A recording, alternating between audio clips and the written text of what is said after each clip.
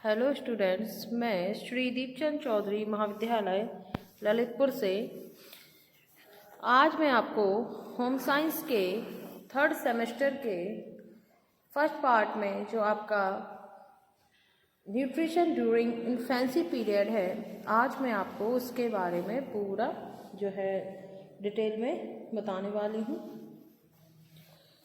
तो जो जन्म से लेकर के जो 1 वर्ष तक की अवस्था होती है उसे हम क्या कहते हैं, शिशुअवस्था या इन्फेंसी पीरियड।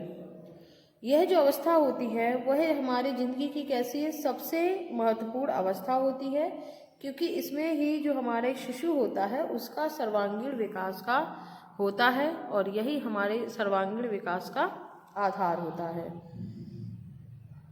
इस जो अवस्था में अगर पोषण पर शिशु का जो पोषण होता है अगर उस पर हम समुचित ध्यान ना दें तो क्या होगा कि उसका जो वृद्धि और विकास है वो कैसे हो जाता है, अवरुद्ध हो जाता है। तो शिशुअवस्था में जो है इसकी ग्रोथ जो होती है वो बहुत ही तीव्र गति से होती है और इसीलिए इस जितनी ग्रोथ इस 1 साल के पीरियड में होती है उतनी ग्रोथ तो पूरे जीवन भर भी नहीं होती है।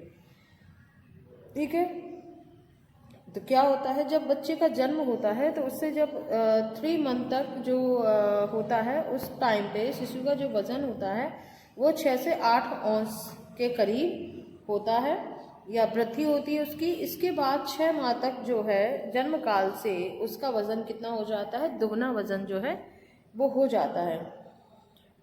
अगर किसी शिशु का वजन 3.5 kg है तो उसका 6 मंथ बाद वह कितने kg का हो जाएगा, लगभग 7 kg का हो जाएगा। वहीं पे अगर 1 वर्ष की बात करें तो वह 10.5 kg का जो है वो एक शिशु जो है वो हो जाता है और इसकी जो लंबाई होती है वो भी बड़ी तेज गति से बढ़ती है। वहीं पे इसकी लंबाई की बात करें तो 1 वर्ष की उम्र तक शिशु की जो लंबाई है वो जन्म की अपेक्षा 1.5 गुना तक जो है वो बढ़ जाती है। और इससे क्या होता है, न केवल वजन या लंबाई में ही बढ़ता है बल्कि इसके शारीरिक जो अनुपात होता है उसमें भी अंतर आता है। और जन्म के समय शिशु का सिर जो है वो सभी अंगों की अपेक्षा कितना होता है, बड़ा होता है, उसका अनुपात ज़्यादा होता है। परंतु जैसे जैसे जो उम्र है वो बढ़ती है उसी तरीके से उसके हाथ पांव भी जो है वो बढ़ने लगते हैं। और बच्चे के इन बाह्य परिवर्तनों के अतिरिक्त जो हमारे जो विभिन्न अंग होते हैं, जो हमारे बॉडी इंटरनल बॉडी ऑर्गन्स होते हैं, वो भी जो है अपने जो है गति का विकास करते हैं, बढ़ते हैं, वृद्धि होती है उनमें, जैसे मांसपेशियों का विकास, हड्डियों का विकास। तो उम्र के हिसाब से ये भी जो है बढ़ते जाते हैं।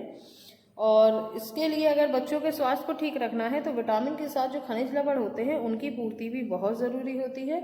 और शिशु का अगर उत्तम स्वस्थ बहुत कुछ आहार पर ही निर्भर करता है, क्योंकि जो आहार होता है वही उचित आहार शिशु की शारीरिक वृद्धि और जैसे विकास उसमें सहायक होता है।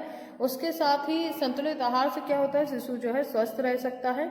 और पौष्टिक आहार जीवन बनाए रखने हेतु जो ताप की उत्पत्ति जो है वो करता है तथा शिशु के काम करने से जो शारीरिक शक्ति का ह्रास होता है उसकी भी जो है आहार द्वारा पूर्ति जो है वो की जाती है।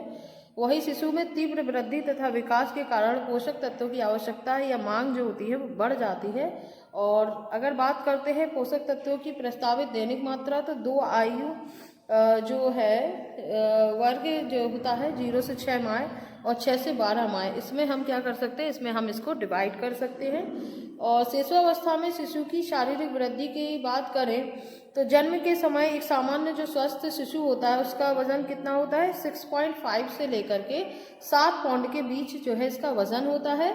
और शिशु का जो वजन है वो जन्म के भार से दुगना वजन हो जाता है, कितने में, 3 माह 6 माह की समथिंग, जैसे 13-14 पाउंड तक। वहीं पे 1 वर्ष की उम्र की बात करते हैं जो जन्म के भार का तिगुना वजन जो है इसमें हो जाता है, 19.5 से लगा करके 21 पाउंड तक जो है इसका वेट जो है वो बढ़ जाता है। वहीं पे शरीर की लंबाई की बात करते हैं तो जन्म के समय अगर सामान्य जो इसकी लंबाई होती है वो 20 से 22 इंच होती है, वहीं 6 माह की उम्र में जिसकी लंबाई होती है वो 26 इंच हो जाती है। वहीं पे अगर हम 1 साल के बच्चे की बात करें तो उसकी लंबाई लगभग 30 इंच तक जो है वो हो जाती है। अब शिशुओं के लिए पोषक तत्वों की प्रस्तावित दैनिक मात्रा जैसे कि बात करते हैं तो प्रथम जो 6 माह होते हैं वो तो वृद्धि के होते ही हैं, जिसके कारण अधिक पोषक तत्वों की जो है आवश्यकता होती है। और 6 माह के बाद जो है वृद्धि दर की गति कैसी हो जाती है, कम हो जाती है, जिसके कारण जो पोषक तत्व की आवश्यकता भी वो है कम पड़ने लगती है। वही जीवन के अगर उसके फर्स्ट या ईयर की बात करते हैं तो उसमें ऊतकों की जो है वृद्धि यानी जो टिश्यूज होते हैं उनकी वृद्धि तथा शरीर का निर्माण जो है वो काफ़ी अधिक होता है।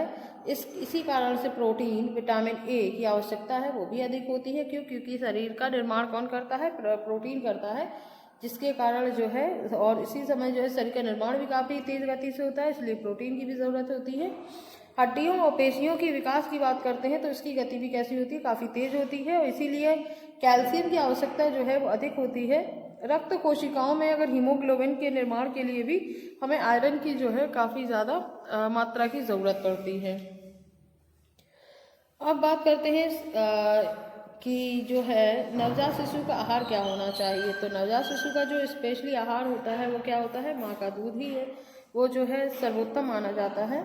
और ये जितना लाभदायक तथा पौष्टिक माता का दूध सिद्ध होता है उतने ही संसार की कोई भी अन्य वस्तु जो है वो नहीं हो सकती है। इसीलिए नवजात शिशु का प्रथम आहार जो किसे माना जाता है वो हमारे जो खाना है उसी को हम मानते हैं, स्पेशली माँ का दूध, ठीक है, इन्फेंट जो फूड होता है। और इसके अलावा बात करते हैं हम शिशुअवस्था में जो पोषक तत्वों की दैनिक मात्रा क्या है। तो जो शिशु है उसके लिए जो है हमें ऊर्जा, protein, calcium, iron, vitamin, retinol, carotene, thiamine, riboflavin, niacin, ascorbic acid, folic acid और विटामिन B12 इनकी जो है ज़्यादा मात्रा की ज़रूरत होती है। धन्यवाद।